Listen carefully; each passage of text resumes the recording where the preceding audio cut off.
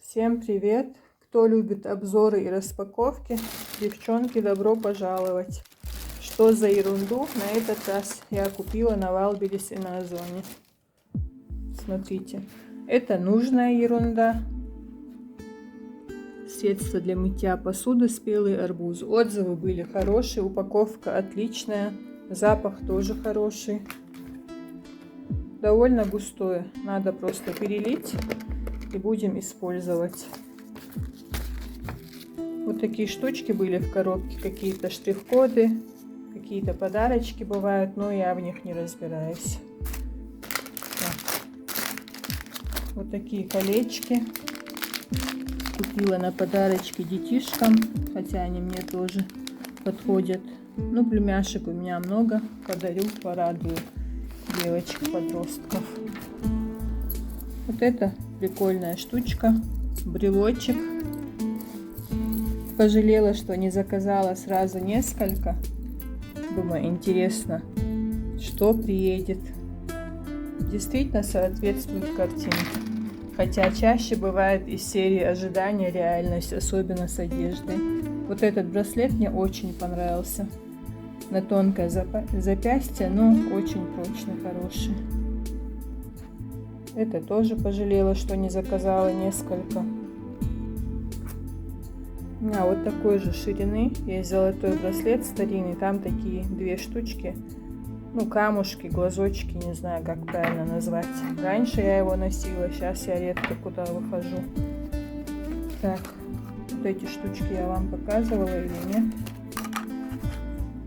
Это подставки под чай или под кофе. У нас есть вот точно такой же сервиз с голубым рисунком. Маме дарили на день рождения. Жалко, что только чайный, а не чайно-столовый. Вот по крою лака, может быть, и можно использовать. Хотя такой ерунды я купила очень много. Как мама говорит, слишком много трачу денег. Вот эта сумочка пришла прикольная. Я ее, конечно, не буду носить, подарю маме. Ну, по крайней мере, она большая и вместительная. Все сюда поместится. Единственное, нету длинной ручки. Ну и форма такая, да, прикольная.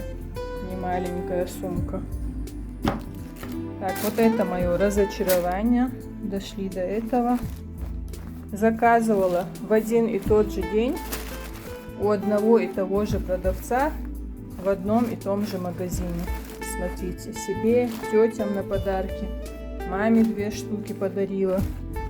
Посмотрите, что пришло в итоге. Просто китайцы прикалываются. Все должно было быть одинакового размера, разных цветов. Тут вот такая застежка, там замочки. Смотрите. Это только или использовать как косметичку, или вернуть этим красавцам обратно, чтоб неповадно было. Ну, такого много раз было на Озоне, такого разочарования, честно сказать. Это уже не новость. Вначале я расстраивалась, а потом уже перестала. И сейчас главное разочарование из серии ожидания реальность. Заказала типа джинсовое платье, рубашка с карманами. Должны были быть накладные карманы здесь, боковые карманы. Ничего этого нету, джинса нету и в помине. Рукава короткие, платье маломерка. Причем очень давно я смотрела это платье.